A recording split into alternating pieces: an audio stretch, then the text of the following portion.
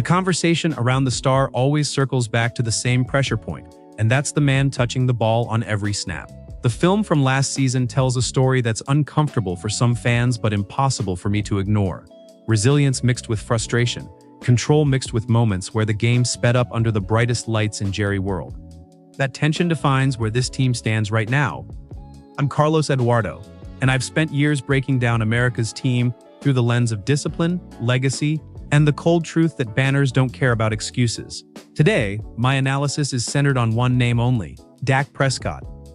From my perspective, last season wasn't about stats or box scores. It was about command. I saw a quarterback who still owns the huddle, still carries the respect of the locker room, and still understands how to manipulate defenses before the snap.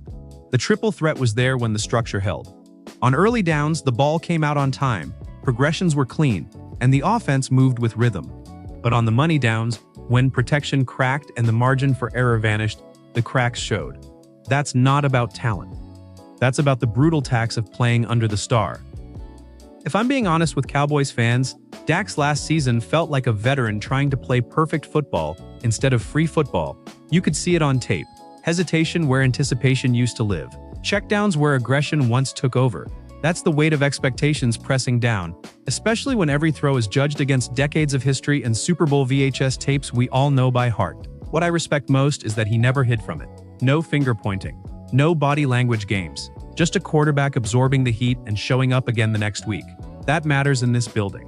Leadership here isn't loud. It's durable. And durability is something this franchise has always demanded from the man under center. Looking forward, the future isn't about reinvention. It's about recalibration. Dak doesn't need to become someone else. He needs to lean back into his instincts, trust his eyes, and reclaim that clutch factor that once defined him in hostile environments. The arm is still live. The processing speed is still there. The question is mental freedom. Can he play loose again while carrying the expectations of America's team? That's the real battle. From a strategic standpoint, the next chapter hinges on situational dominance, red zone efficiency, third and long conviction, owning the final 5 minutes of a half. Those are the areas where legacies are built, not on highlight reels, but in the quiet moments where poise beats panic. The star on the helmet doesn't promise comfort. It demands greatness under pressure. My belief is simple. Dak Prescott still has a window to define his story on his own terms. Not as a what-if, not as a debate topic, but as the quarterback who steadied the franchise and pushed it back toward the standard this fan base lives for. The path forward isn't easy, but it's clear. Trust the film. Trust the work. Play free. Because the next Super Bowl ring won't come from perfection. It'll come from conviction.